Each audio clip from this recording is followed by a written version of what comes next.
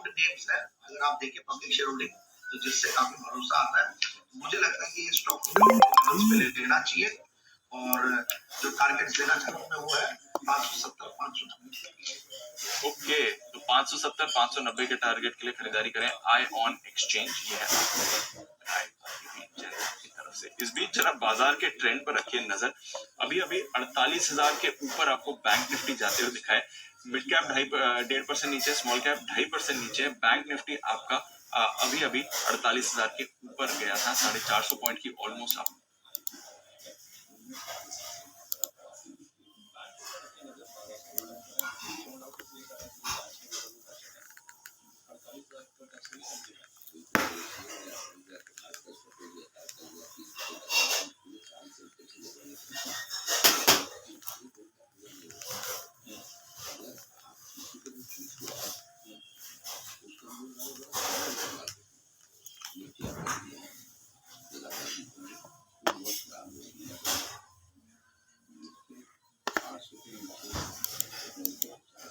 अगर आप किसी को भी पूछो आज तो उसका मूड बहुत बड़ा खराब मिलेगा मार्केट में।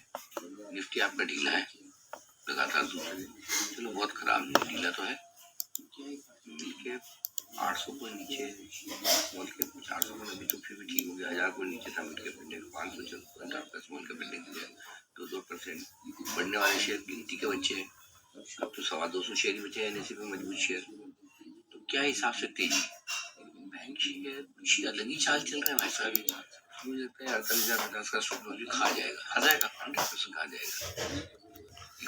आज भी की एक्सपायरी है, अब शॉर्ट है, इसलिए कर देंगे। तेजी करनी तो बैंक निफ्टी में करनी है, और बैंक निफ्टी के लिए मैं और ब्रेक दिया तेजी करने के लिए आज खींच के ले जाएगा 48,508। ये है वो लेवल बैंक निफ्टी की लाइफ हाई क्लोजिंग है। 28 दिसंबर को हमने इसके दर्शन किए थे 48,636। 28 दिसंबर को हमने लाइफ हाई क्लोज इंट्राडे बनाया। Just 600 points away. कनिका थोड़ा काला नमक दे। बस बाकी बाजार में सपोर्ट नहीं है, बाकी बैंक्स के लिए तो अच्छा नहीं है, प्राइवेट बैंक्स स्पेशली, और बाकी पूरे बाजार में कोई भी सपोर्ट यहाँ पर आते हुए नहीं दिख रहा है। एक दो इंश्योरेंस स्टॉक जरूर होल्ड आउट कर रहे हैं, बट यहाँ पर भी हमने देखा है कि थोड़ी उतार चढ़ाव वाली खबरें आ रही हैं। एक बार देखते हैं सीएलएसए रोज कुछ ना कुछ ड्रेसिंग रिपोर्ट्स लेकर आते हैं इंश्योरेंस पे। वरुण है हमारे साथ, वरुण बताइए। तो दीप आपको याद होगा कि दिसंबर के महीने में IRDAI ने सरेंडर वैल्यू जो है उसके रेगुलेशंस को रैशनलाइज करने की बात की थी, और इसी पे बेसिकली अगर हम देखेंगे तो सीएलएसए का ये नोट आया है। इनका कहना है कि दो तरीके से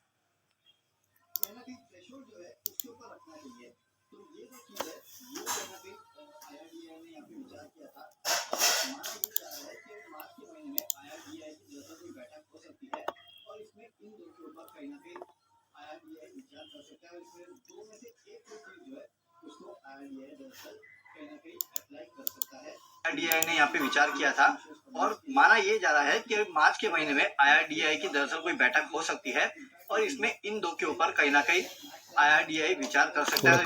दो में से एक कोई चीज जो है उसको IRDAI दरअसल कहीं ना कहीं अप्लाई कर सकता है। तो ये एक बड़ी चीज हो सकती है इंश्योरेंस कंपनीज के लिए। अब देखिए होगा ये कि इस ड्राफ्ट का दरअसल अगर एक इम्पैक्ट देखेंगे तो HDFC लाइफ और मैक्स लाइफ में सबसे ज्यादा हो सकता है, क्योंकि ये चीज जो है वो दरअसल जो एपी होता है उस पर इम्पैक्ट करता है। और इन कंपनीज के एपी में अगर आप देखेंगे तो पार और नॉन पार प्रोडक्ट जो है बेसिकली उसमें करीब 53 से 55% के आसपास का हिस्सा है। तो सबसे ज्यादा जहाँ पे नॉन पार और पार है वहां पे इम्पैक्ट करेगा, और वो है HDFC लाइफ और मैक्स लाइफ। इसके अलावा अगर आप देखेंगे तो मैक्स लाइफ SBI लाइफ जो है वो FY24 में सबसे तेजी से बढ़ने वाली कंपनियां थी। तो वैसे अगर आप देखेंगे तो इनका ये भी कहना है कि वैल्यूएशन गैप जो है वो दोनों के बीच में काफी डिफरेंट है। मैक्स लाइफ के ऊपर नो डाउट इम्पैक्ट होगा, लेकिन HDFC लाइफ से अगर आप देखेंगे SBI लाइफ से तो स्टॉक करीब 20 से 30% के आसपास के डिस्काउंट पे ट्रेड करता है। तो भले ये रेगुलेशन आ जाए, लेकिन इसके बाद भी शायद आपको एक कैचअप रैली जो है वो मैक्स लाइफ में देखने मिल सकती है।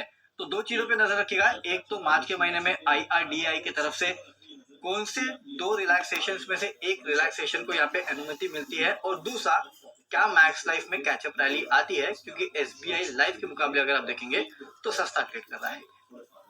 ओके, तो कुछ कैचअप वैल्यूएशन आ सकते हैं एज अ होल सेक्टर पर रख रही है नजर, ये आपके लिए इंपॉर्टेंट है। आज इंश्योरेंस स्टॉक्स होल्ड आउट भी कर रहे हैं क्योंकि बाजार में बहुत कम पॉकेट्स है बैंक्स को छोड़ के जो होल्ड आउट कर रही है, उसमें आपको इंश्योरेंस स्टॉक्स भी दिखेंगे और एक दो और काउंटर्स दिख रहे हैं, थोड़े फार्मा नेम्स हैं, अदरवाइज पूरे बाजार में इस समय प्रेशर है। तो इंश्योरेंस पर रखिए नजर, यहाँ पर मूव इंटरेस्टिंग बन रही है। इस बीच 14.5% का कट हो गया है एमजीएल के लिए, तो 15% के लोअर सर्किट की तैयारी कर रहा है एमजीएल। एक बार 10% का सर्किट ऑलरेडी इसमें लग चुका था, अब डर है कि शायद 15% के सर्किट की तरफ भी आपको जाते हुए दिख सकता है।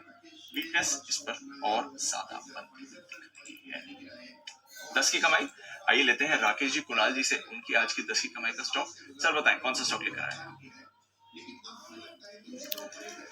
देखिए 10 की कमाई में दीपांशु, मैंने और राकेश ने जो आज स्टॉक चुना है वो है फाइजर। फाइजर पर हमारी खरीदारी की राय है और इस चार्ट को अगर आप देखें फाइजर के, तो फाइजर ने लगभग आप देखिए 1.5 साल से बाजार को अंडर परफॉर्म लगातार किया है, लेकिन अब हमें लगता है कि इन स्तरों पर एक अच्छा बेस बन चुका है।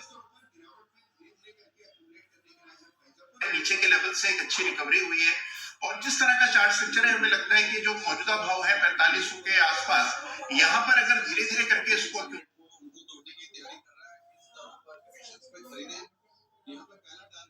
किया जाए तो फाइजर वापस से कुछ समय में आपको 6000 के जो लाइफ टाइम हाई लेवल्स है वहां तक जाने की क्षमता रखता है। तो मौजूदा स्तरों पर गिरावट में धीरे धीरे करके एक्यूमुलेट करने की राय है फाइजर पर ओवर। दिपांशु, बेहतरीन टेक्निकल स्ट्रक्चर है, स्टॉक बेस बना रहा है, जो नवंबर 2022 के हाई से 4600 को उनको तोड़ने की तैयारी कर रहा है। इन स्तरों पर कनेक्शंस पे खरीदे। यहाँ पे पहला टारगेट है 5500 का, दूसरा टारगेट है 6000 का। इन दो टारगेट्स के लिए फाइजर में स्कैटर्ड बाइंग की राय है। 1000 के टारगेट के लिए